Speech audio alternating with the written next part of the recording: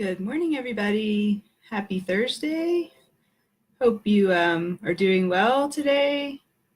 It is March. Finally, I'm glad it's March because that means that spring is near, and in Colorado, we are still kind of in the dead of winter, and I'm ready for it to be spring. I don't know about you guys. If you're in a part of the world where it's winter, I'm sure this is the time when you're looking forward to spring as well.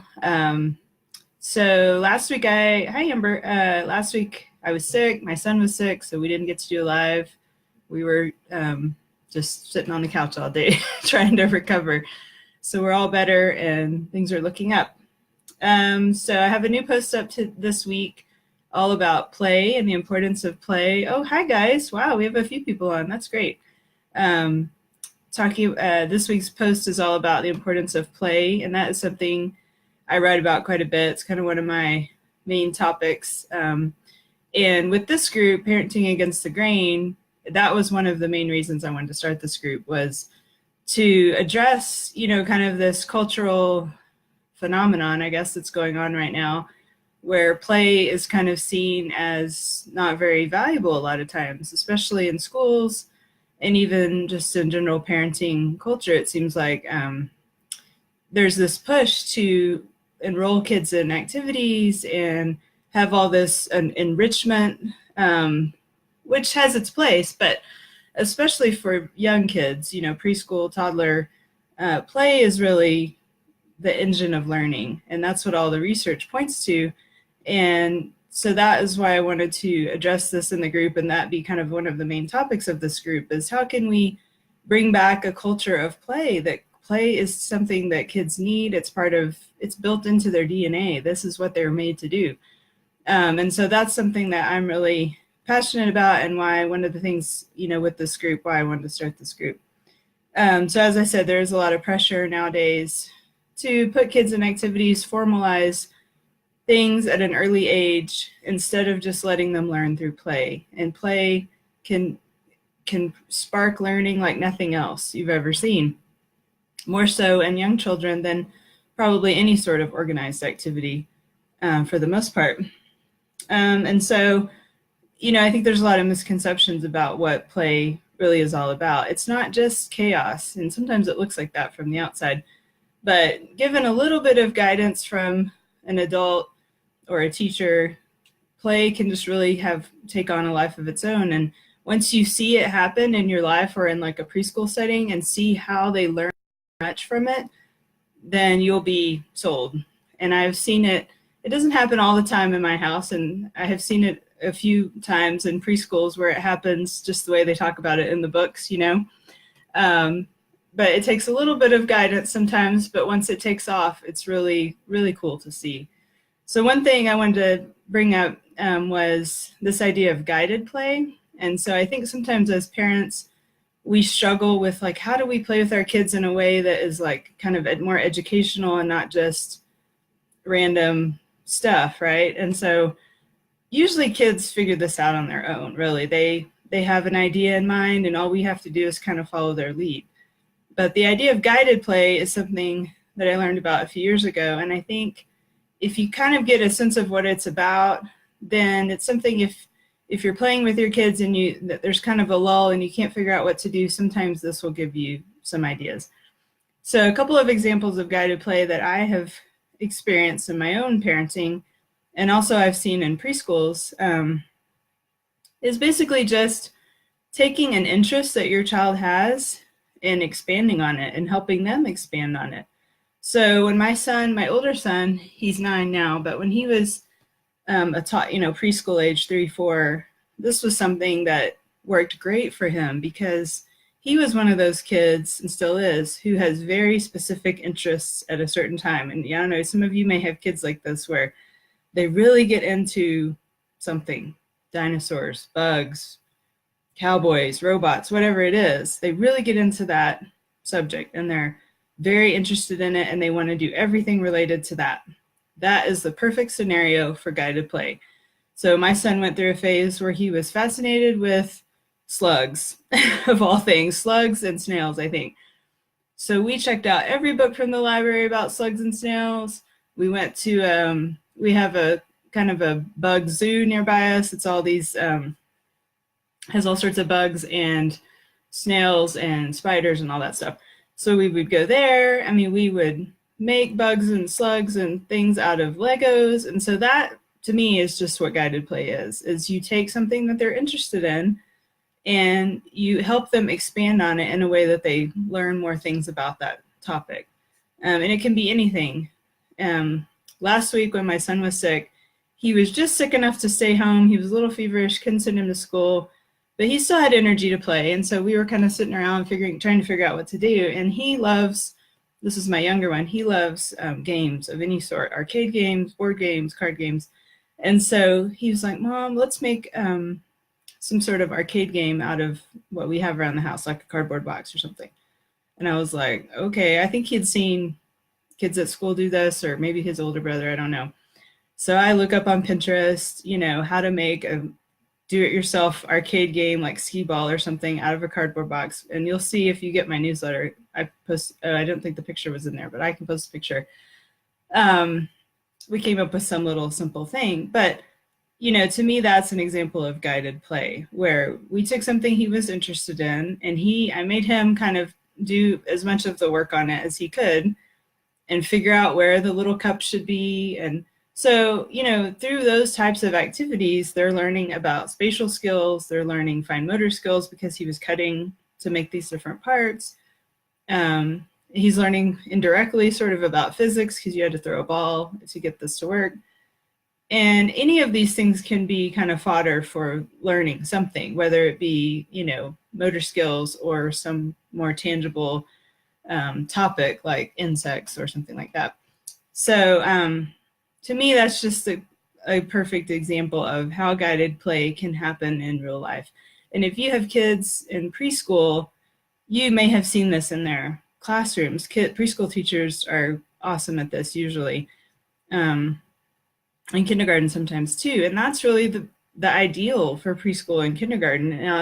In a lot of places, and even in my son's school, that vision of play-based learning has gone astray a little bit, and there's more emphasis on worksheets and testing and, you know, more traditional academic learning. But play-based learning should be the kind of exemplar for early childhood education. That's what all the research points to. It doesn't always happen in real life, but that's what, you know, ideally what we should have.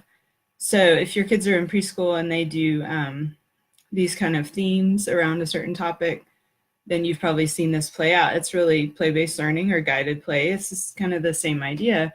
Like right now in my son's kindergarten, he goes to kind of an enrichment program.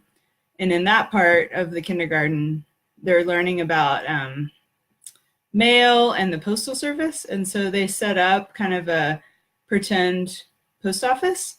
And it's the cutest thing. They can make little letters and put stamps on it, pretend stamps, and they can weigh it with a scale. So all this incorporates different aspects of learning.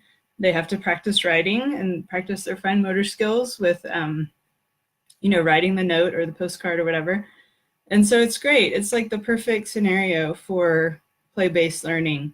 And, you know, I know not all kindergartens and preschools do that, but it's so cool when you see it really working out and you see the conversations that are going on between the kids and how they're figuring things out on their own through this play scenario. It's awesome. And so you can see through that all the skills that are built through this type of play: creativity, social skills, sometimes fine motor skills, depending on what they're working on. So it's pretty cool to see.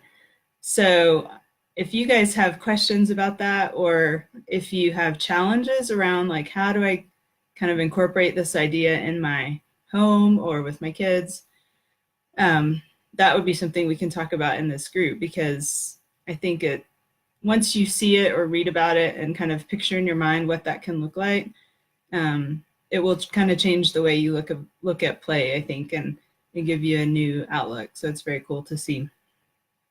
And I will post in here, there's a fellow blogger that I know that does, I think they're kind of called activity plans or play plans. But I have used those in the past when my kids were younger, and that is a great resource. There's a lot of great resources like that out there to give you ideas, kind of plans or themes. And of course, if you look on Pinterest or any place like that, you can get lots of ideas if your child isn't sort of inherently interested in some topic like my son was. And all kids are different. Some really are drawn to one topic or another, and some you need a little, guidance. So there's a lot of resources out there for this kind of guided play and play activities, which can be really helpful, especially if you're at home, like I have been, with your kids a lot and need ideas for things, to do. And sometimes they'll just play on their own and come up with their own ideas. But sometimes, you might need a little push to get that going. So if you have challenges or questions about play and the role of play, guided play, post those and we can talk more about that, because I think it's an important topic. And the other thing I that brought to mind was, when kids are older, it turns a little bit different direction, I think, play. What I have seen, I don't know about you guys, but as my son has gotten older, he's 9 now, that play dates are really crucial to me at that age. He wants to be with his friends all the time, and that's partly just his personality. But I think a lot of kids, as they get older, friendships start to take more of the predominant role in how they play and the things that they can do, because they're much more socially adept at that age, and they can come up with things to do with their friends. And so I was telling somebody the other day that at this age with my kids, and like I said, my older one's 9, I often find it easier for them to have 2 or 3 friends over, and they can come up with the most elaborate play scenarios on their own now at this age. And I find that much easier than just trying to come up with stuff for him on my own, And so that's really neat to see too at this older age. Just get a few friends over here, and they will come up with some sort of elaborate scheme. The other day, my son invited a friend over, and they had a cardboard box, and he wanted to make a baseball card vending machine out of a cardboard box. That did not really pan out, but they had the cardboard and the scissors, and they were just coming up with all sorts of stuff. I think it ended up being more of like a target for a Nerf gun. But anyway, the cool thing was just them talking out like, oh, we can do this. And they had to work together and compromise, because one wanted to do one thing and one wanted to do something else. So it's just neat to see, if given a little, freedom and just kind of let loose to do what they want within reason, not destroy anything, but they can come up with that stuff at 9 and 10 years old, and they can figure that stuff out on their own. And I just kind of stood back and watched. I didn't have to do a whole lot to get that started. So I think once you set that precedent in your home about, encouraging creativity, and keep all those Amazon boxes and you can make something out of it, and the milk cartons and all that stuff, then they'll eventually get to where they can just do that stuff on their own, which is very cool. So that's, for older kids, that works out well. Let's see. The other thing I wanted to mention real briefly was, this is not really to do with play, but if you've seen the Facebook page this morning, I posted about my friend Dana. She is another blogger. And I don't know, some of you may be familiar with her. She does Lemon Lime Adventures. She is doing this free workshop coming up over the next couple of weeks. There's a series of, I think, three videos. And her work is just excellent. So I just wanted to throw that out there. If you are someone who needs help figuring out your child's behavior, if they're having, a lot of challenging behavior, tantrums, outbursts, or just things you don't understand, she talks a lot about kids that are sensitive or have certain sensory issues. It often exhibits itself in other ways. So like if you have company over, they get kind of hyper, or, they're very resistant to certain activities or have problems in certain situations. Anyway, if you have any struggles with your child's behavior, she is really such a good resource. She has worked through this with her own kids, and she is now helping other parents who have, kids that have challenging behavior in all sorts of different scenarios and reasons. But anyway, she's doing this free workshop, and I'll put the link here, and it's in the main Facebook page as well. But if you have that challenge, or if you know of anybody, I just want to say her work is great, and I would recommend it. So I will put that in here, and feel free to pass that along if you know somebody who needs a little extra support, because she is really a great resource. Thanks so many for coming on live today. This is awesome. We have a good handful of people here, so I really appreciate that. And if you have questions as you go back and watch this, or post questions in the main group, and we can have a discussion about what challenges you may have to do with play-based learning. And there's a lot of resources on the blog about that. And so thanks for being here. That's great. And keep posting questions. I will do my best to address anything that I can. And others in the group are great about chiming in with suggestions or ideas. So post questions, and let's keep this discussion going. And I hope you have a good day. Thanks for tuning in.